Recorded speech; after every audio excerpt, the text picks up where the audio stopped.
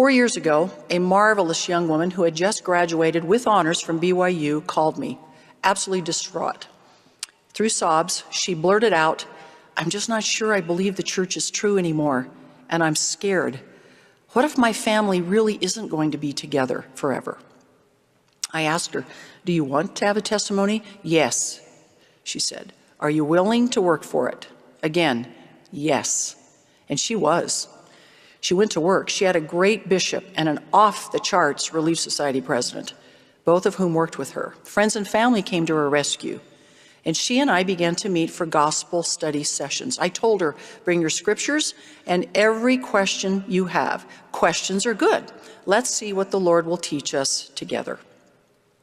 She took me at my word and brought one thorny question after another. Honestly, she brought questions I'd never thought of in my life. We searched the scriptures and the teachings of prophets for answers. Little by little, she began to realize that just because she had questions didn't mean she didn't have a testimony. The scriptures are filled with accounts of prophets who had questions.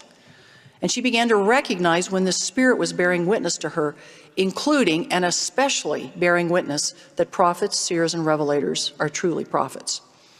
Her testimony began to grow, and over time, the crisis passed. Then about a year ago, she called again. "Sister Dew, I wanted you to be one of the first to know that I'm holding in my hand a temple recommend. Will you come when I receive my endowment?" Then she added, "Do you know what you said that helped me the most?" Well, I had absolutely no clue. She said, "You told me that questions are good." And that allowed me to see myself as a seeker rather than a doubter. I was just overjoyed with that conversation. But then 2 days later, I received a much different call from another BYU graduate. "Sister Dew," she said, "before you hear it from someone else, I want you to hear it from me and to know that I am pregnant." She was not married. She said that for several years she had doubted the truthfulness of the gospel and had finally decided there was no reason to keep living the law of chastity. I told her that I was not her judge and that I loved her. Then I asked her if she would like to have a testimony. "No, I don't think so," she said. The contrast was stunning. At about the same time, these two young women had questions that threatened their testimonies. One of them sent out a cry for help, and family, friends, and leaders followed President Monson's counsel and went to her rescue. The other girl nursed her doubt and convinced herself that her immoral choices were acceptable.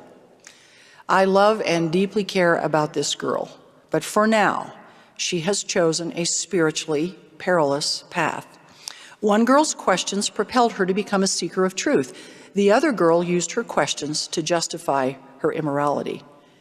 My dear friends, my message today is simply, questions are good. Questions are good if they are inspired questions, asked in faith, and asked of credible sources where the Spirit will direct and confirm the answer.